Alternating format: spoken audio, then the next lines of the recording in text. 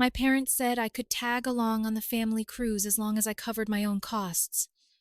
I declined politely, but then my card got hit for $9,900. Group cabins, excursions, open bar. I froze the card and disputed every charge. At the dock, they were denied boarding. The next morning, they showed up at my door with a crowbar. Without thinking twice, I called. I never thought I'd say this, but I didn't really know what kind of people my parents were until last month. I always figured they were difficult, self-centered, and maybe a little delusional, but I didn't think they were this. It started with what seemed like a harmless conversation. My mom called to tell me about a big family cruise they were planning. A group package, 7 nights, Caribbean, cabins next to each other, open bar, a few excursions, the works. Sounded expensive. And it was. She told me I was welcome to come if I paid my own way. You're a grown man. You make decent money. It's time you showed some generosity. I politely declined. I told them I had savings goals. I wasn't about to drop 10 grand on a floating buffet with people who've never respected my choices. They've always looked down on me because I don't throw cash around like confetti. I live below my means. I've been saving up for a house. Every dollar counts. They've never understood that. They call me tight-fisted, difficult, cold. What they really meant was, I don't let them use me. A week before the cruise, everything was quiet. Too quiet. No guilt trips. No jabs. It was almost suspicious. Then, 2 days before the ship was set to leave, I was reviewing my credit card statement and nearly dropped my phone. $9 gone. I stared at the screen, thinking there had to be a mistake. Charges from the cruise line, charges for group excursions, an open bar package, spa services, the exact stuff they were planning. That's when I knew they took my card. They must have found it during one of their rare visits. And they knew the password, my birthday, the same date I used out of habit, never thinking my own parents would use it against me. I didn't panic. I just froze the card, called the bank, and disputed every single charge. Canceled the bookings one by one. It took hours. The cruise company was confused, but cooperative. By the time I was done, I had unraveled the entire plan. They were going to board that ship with a cruise paid entirely with my money. 10 grand I had been saving for a down payment. I didn't sleep that night. The next morning was dead quiet. No calls, no texts. Then, around 9:30 a.m., I heard a sound that didn't belong. Metal slamming against wood. I looked through the peephole and saw my parents and my sister standing on my porch. My dad had a crowbar in his hand. They were trying to break into my house. I opened the door just enough to see them clearly, then shut it and called the police. They were screaming outside, blaming me for ruining their vacation, calling me selfish. My mom was furious.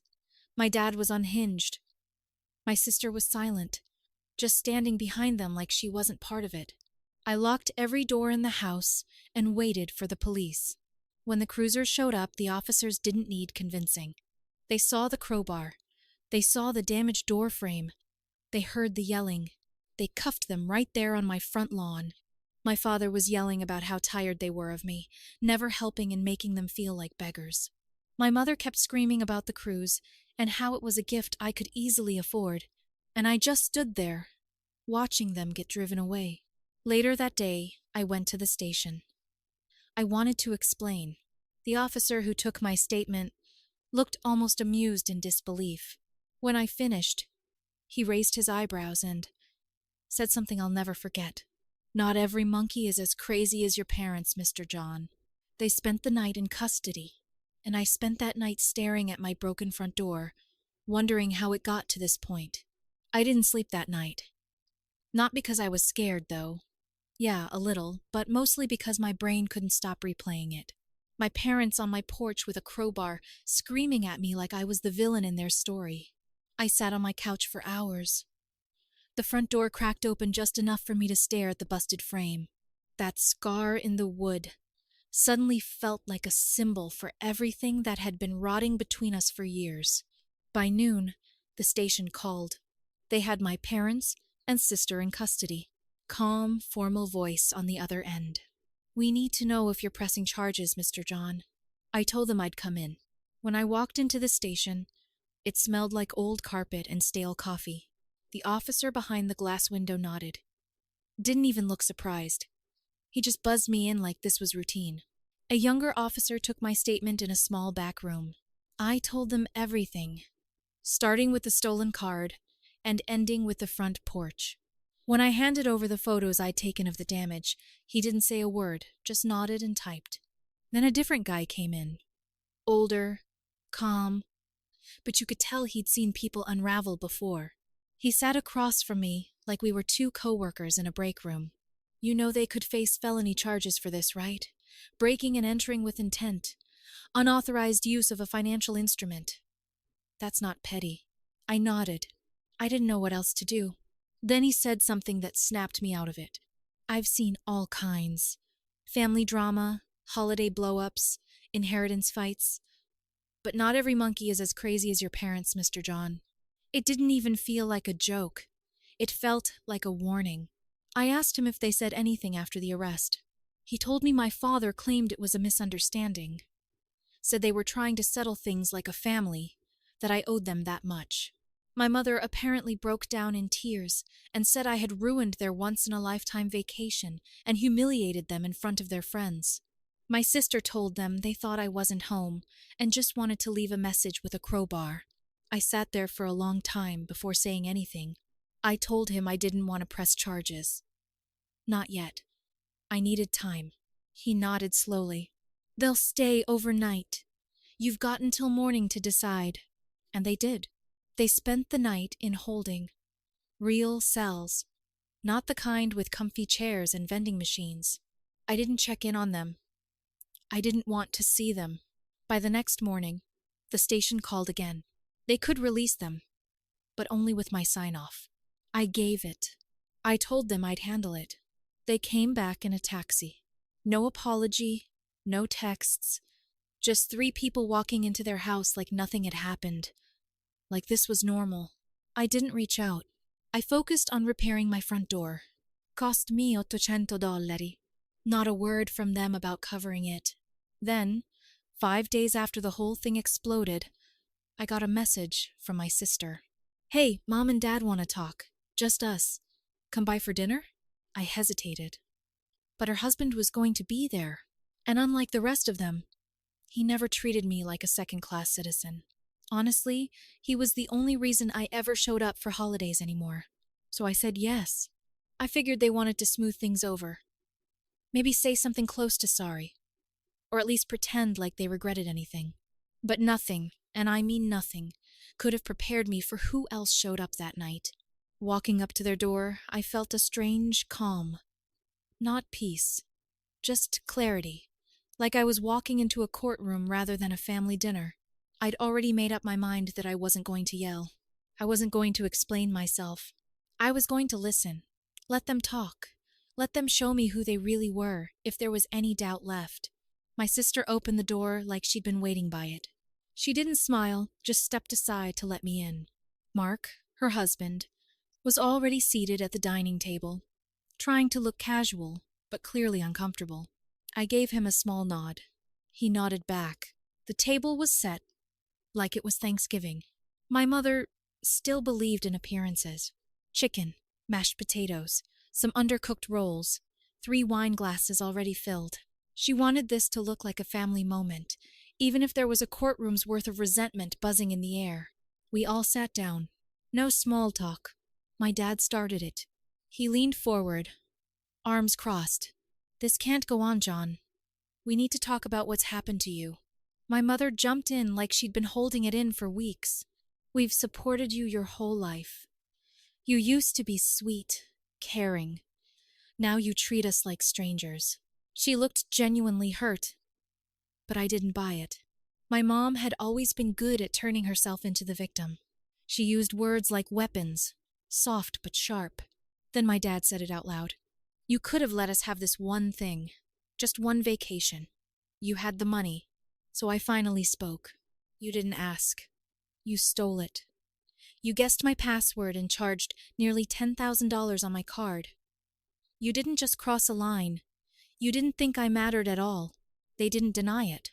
My mom actually shrugged. We thought you'd be reasonable about it once you understood. You have no idea how hard things have been for us lately. You don't even ask. That's when my dad stood up and pointed his finger at me. You live like some monk, counting pennies, never helping, never showing up for your family. My sister sat quiet. I looked at her and asked the only question I really wanted answered. You knew? She looked away, and right then, the doorbell rang. My mom looked confused. My dad frowned. My sister stiffened. No one moved for a second, and then she stood up slowly and opened the door. Uncle Dennis. I hadn't seen him in over a year. I had no idea he was even in town. He stepped in like he already knew what was going on, like someone had given him a preview. He looked at everyone, then at me. You all right? I nodded. He pulled out a chair and sat down like it was his table. Looked at my parents. So, you tried to rob your own son and got mad because he stopped you. No one said a word. He turned to my dad. You know how messed up this is, right? I've done some wild things in my day, but I never tried to crowbar my way into my kid's house because he didn't buy me drinks on a boat. My dad opened his mouth, but Dennis cut him off. You got caught. That's why you're mad. And instead of apologizing, you're throwing a pity party and calling it dinner. My mom said they were desperate, that they had no other options, that I was being cruel. Uncle Dennis laughed. Cruel? You're lucky he didn't file charges. You'd be sitting in a cell right now trying to explain why your family reunion involved a felony. Mark was dead silent, but he was nodding slightly. I saw it. My mom stood up and said she didn't have to sit there and be humiliated. My dad followed, muttering that this was pointless. My sister disappeared into the kitchen. Dennis looked at me and said, Don't let them gaslight you, John. They made their choice. You're not wrong for protecting yourself. He finished his wine, stood up, and patted me on the shoulder. You handled it better than I would have. That's saying something. I left 10 minutes later. Didn't take anything with me. The next few days were quiet. No calls, no texts. I thought maybe that was it. Maybe they'd finally realized they'd gone too far. But then I saw it. A Facebook post from my mom. When your own son betrays you, locks you out of his heart, and leaves you in pain. What kind of mother deserves that? Over 100 comments. Her church friends offering prayers. Some relative I hadn't seen since I was 12 wrote, He's always been selfish, hasn't he? Not one mention of the money. Not one word about the crowbar. Just a carefully crafted fantasy where she was the broken-hearted victim, and I was some cruel, heartless miser. And I knew then we weren't even close to done. I stopped expecting apologies a long time ago. But there was still a part of me, some quiet corner of my brain, that thought maybe, just maybe, they'd have the decency to stop publicly dragging my name through the mud. They didn't. After the dinner with Uncle Dennis, I thought they'd retreat, lick their wounds, take the hint that this wasn't something they could just spin their way out of. Instead, they escalated. First, there was a single Facebook post from my mom. A long, self-pitying monologue about how sometimes the people you raise grow up to have cold hearts, and how parents give everything only to be cast aside like garbage. She didn't tag me. Of course not. That would have made it too easy to call her out. But everyone in her circle knew who she was talking about. They always do. It wasn't subtle. The comments were filled with phrases like, "You did your best, Mary." "Some kids just lose their way." "Praying for your family." Then, my dad joined in. He posted a photo of him staring off into the distance with the caption, "Raise the boy to be a man." Got a calculator in return. I laughed when I saw it, but it wasn't a real laugh. It was the kind that slips out when you're trying to swallow down fury. They were turning me into a villain in real time. And the worst part? Some people believed them. Then came the birthday. I didn't even know it was coming up until my cousin Sarah messaged me. "Hey, you okay? Surprised you're not coming to your dad's party this weekend." I sat with the message for a few minutes, then checked social media.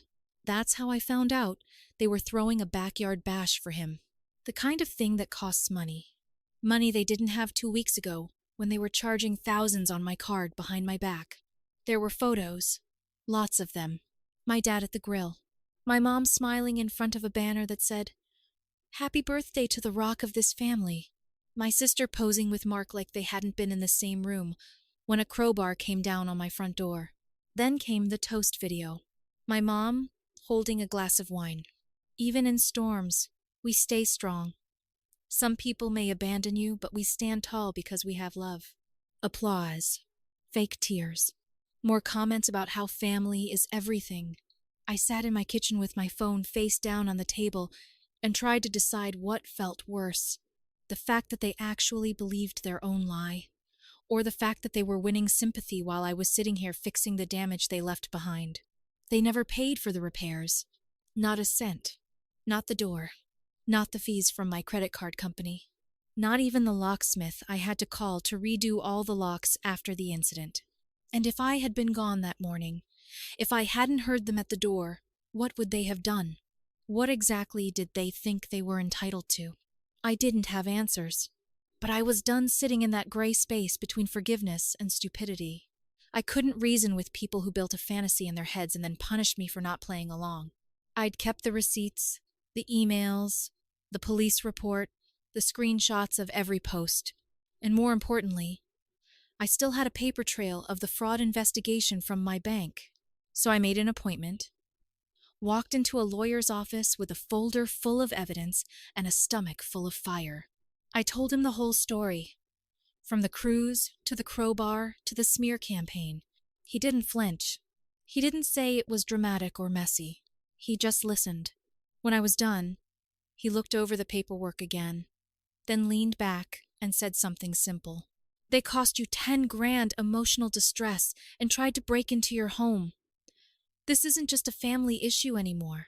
This is civil and maybe even criminal. If you want to pursue compensation, we can go after them for real. I didn't decide right then, but something shifted in that office. The kind of clarity you don't come back from. They thought they didn't have to give the money back, that they twisted the story well enough to avoid consequences, that I'd do what I always did. Stay quiet. Keep the peace. Walk away. They were wrong. I wasn't done yet. There was no dramatic music playing when I signed the papers. No sense of triumph. It felt cold, procedural. But it was the first time in a long while that I felt like I had control again. The lawsuit was straightforward. Theft of funds, property damage, emotional distress. My lawyer added everything we had. Photos, records, police documentation, and a timeline that made their actions impossible to explain away. They didn't see it coming. I imagined the moment they were handed the court notice. Maybe my dad pacing, shouting about betrayal. My mom sobbing dramatically, asking what kind of son would do this.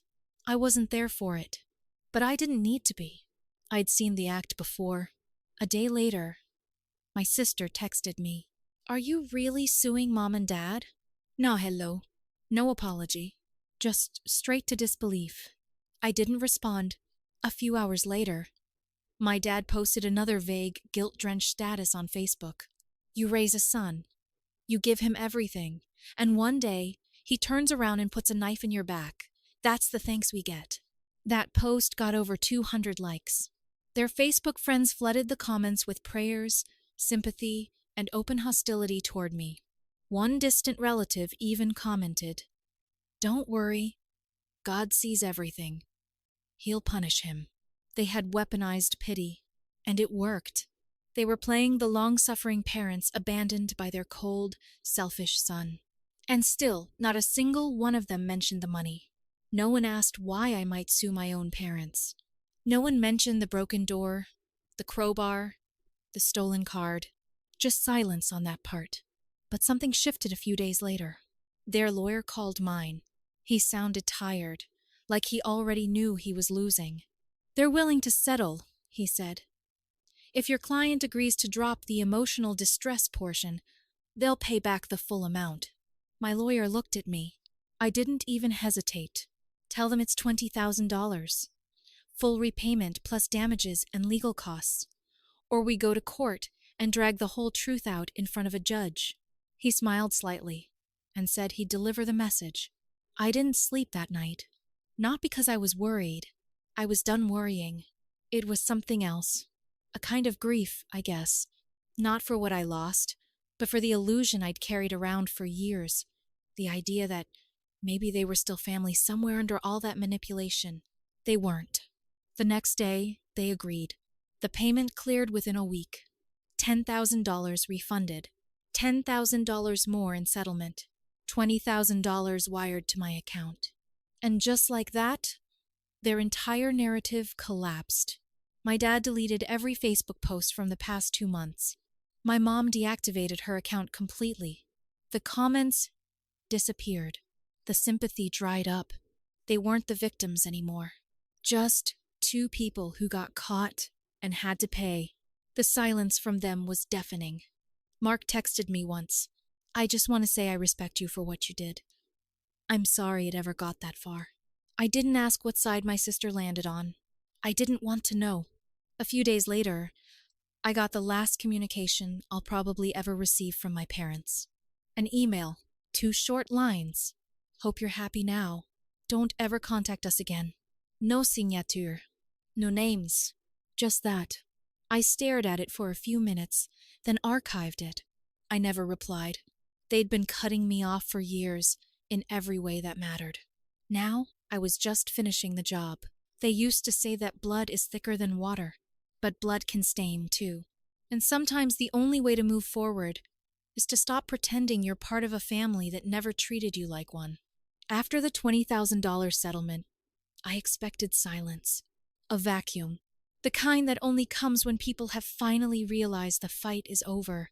But my parents, they never took silence as a cue to reflect. They took it as a strategy shift. It started with the Facebook Whisper campaign. Private posts, old family friends, vague sub-stories. No names. Just enough breadcrumbs that everyone could figure out who the monster was. He sued us. He wanted revenge. We were only trying to bring the family together. They never mentioned the crowbar, the broken door, the 10 grand charged to my card. None of that made the narrative. The birthday party I wasn't invited to? Suddenly, in their version, I refused to show up and left them heartbroken.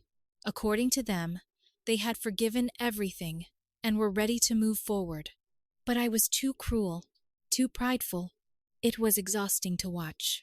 I didn't engage. I didn't defend myself. There was no point.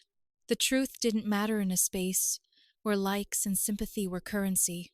But the final blow was still coming. About a month after the settlement, I got a notice in the mail. Not an email. A printed letter from a small legal firm I didn't recognize. It was from my father. He had filed a counterclaim in small claims court against me. His accusation? Emotional harm due to slander, defamation, and family alienation. He was suing me for $3,500. I read it 3 times before I started laughing. Not because it was funny, because it was insane. It wasn't even about the money. It was about rewriting the story officially. He wanted a piece of paper that said I was the one who caused harm. He wanted something he could show around and say, "See, I was the victim." I forwarded it to my lawyer. He asked me one question. Want to destroy this or dismiss it? I chose to destroy it. We gathered every record. The police report, the fraud report, photos of the door, the settlement they had already signed, and something else. Something I hadn't planned to use. It was a voicemail from the day after they broke into my house. My mom had left it by accident. She must have thought she hung up, but it kept recording. In the background, I could hear her voice, clear as day, saying, "He's going to ruin everything if he talks. We should have waited until he was gone." It was short, but it was gold. When we walked into court, they were shocked to see me with an attorney. My dad wore a smug expression until we played the voicemail. He turned red, then white, then completely silent. The judge didn't even let it drag on. Case dismissed. His claim was denied on the spot. My lawyer asked for sanctions. The judge granted it. My dad now owed me $750 for wasting the court's time. That's how it ended. Not with a fight, not with a dramatic apology, but with a debt. A humiliated man in a wrinkled polo shirt and the last shreds of his pride being taken apart in a courtroom by his own words. After that, it all stopped. The Facebook posts vanished. The comments dried up. The whispers died. Even my sister, who had been mostly silent through all of it, unfriended me on everything and blocked my number. Mark, her husband, sent one last text. You were right about them. I just didn't want to believe it. For what it's worth, I hope you're okay. And I am. I've moved. Quiet little town. Got a new job. Better pay. I even found a place with a small backyard. Nothing big, but enough for a fire pit and some peace. The door to my house doesn't creak when it closes. The locks are solid. My life is finally mine.